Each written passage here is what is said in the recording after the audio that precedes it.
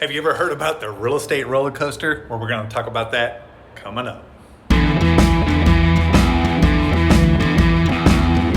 Hey, thanks for sticking around. If you're a new agent or just thinking about getting into the real estate business, you may want to hit that subscribe button because I talk about real estate every week. Now, I'm sure you've heard of the term before, the real estate roller coaster, you know, the ups and the downs in the real estate business. If you're in the real estate business, you know exactly what I'm talking about. So you know what I mean. You're negotiating that contract for your seller. So you finally get to agree with the buyer and the buyer's agent and you execute that contract. Now the option period begins. So now it's 5, 7, 10 days that you're waiting to hear back from those buyers. And as you're waiting on those results, you know, that roller coaster is just climbing up that hill. You know, you're getting those little bit of butterflies in you. So now you negotiate that inspection report with the buyer's agent. Everything's good there. So that roller coaster keeps on going.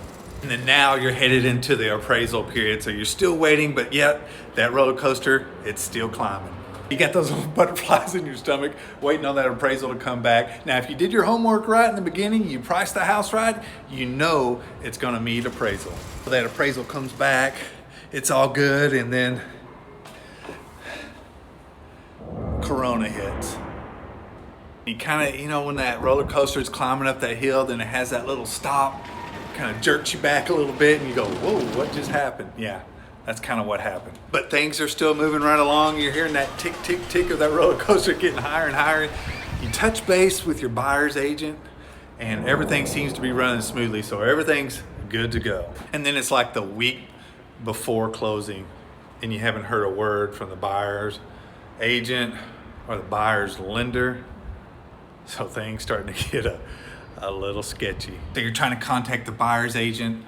The lender, you can't get in touch with them, so you contact the title company. They haven't heard anything, so now those butterflies kind of turn into sickness after a while. And then day before closing is supposed to happen, you get that phone call. Or actually, in my case, it was an email.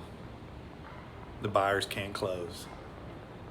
And then the roller coaster drops fast. Stomach drops. That, my friend, is the roller coaster effect. Some people relate the roller coaster effect to the up and down of your income, you know, because one month you can skyrocket, sell 2 or 3 homes, and then the next month or two, you don't sell anything. That's also the roller coaster effect. How do we as agents overcome this roller coaster effect? You need to start branding yourself. You need to start putting out that video content. You need to start creating that know, like, and trust factor. You need to build that pipeline. And how can you build that pipeline? Well, number one, you need to lead generate constantly. And when you're lead generating, you need to follow up with those leads that you are generating constantly.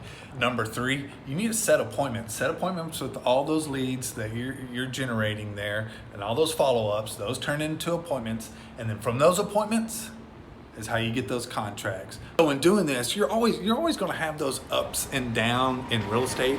But as long as you have something else going up while you're coming down on one, it kind of helps you balance things out. Makes you not go so stir crazy. Don't be afraid to get back up on that roller coaster because you know what? Roller coasters are fun. All right, hope this helps out. Thanks for hanging out. See you next time.